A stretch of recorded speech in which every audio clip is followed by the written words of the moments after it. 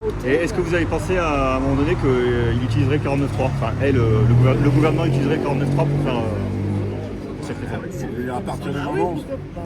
À partir du moment où on savait qu'on était majoritaire dans ce pays, c'était clair qu'ils allaient le sortir. C'était possible, oui. En fait, c'est ça. La constitution de la 5e République, c'est pas une constitution très démocratique. J'aurais dit juste pour... On l'a vécu par le passé, quoi. Ils ont tous utilisé le 49 terre. Après, nous, on est pour continuer la grève. Si ça passe par l'Assemblée, il faut continuer. Il n'y a pas de grève et des blocages par la grève. Le Havre, c'est bloqué totalement. Le gaz, il n'y a plus rien qui arrive. Partout en France, dans les grands centres, ça bloque. C'est le délégué CGT d'énergie. Il dit: je n'ai jamais vu autant de combativité, autant de conviction dans la grève. Il a dit même, il n'a pas employé le terme d'administratif, mais des gens qui font jamais grève étaient en grève. En plus des gaziers, en plus des ouvriers. Donc ça en dit long sur la détermination. Et je crois qu'il a employé ce terme. Est-ce que multiplier les manifestations, ça va jouer? Non, c'est la grève qui dessert les taux. On a plus de 80% des salariés qui sont contre la réforme. Forcément qu'il y a parmi les manifestants et les grévistes leurs électeurs. C'est bien tout ce qu'ils font. Quand on a vu aussi comment ça s'est passé au Sénat, où ce sont des gens bien, comme on dit. Exactement.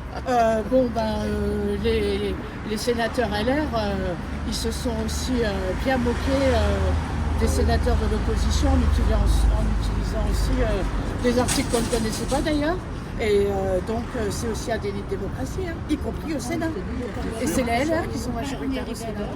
J'ai découvert des articles d'ailleurs qui font peur, parce que si un jour on a un gouvernement d'extrême droite au pouvoir, la constitution de la 5e République, elle va leur permettre de faire tout ce qu'ils veulent. Vote bloqué, etc.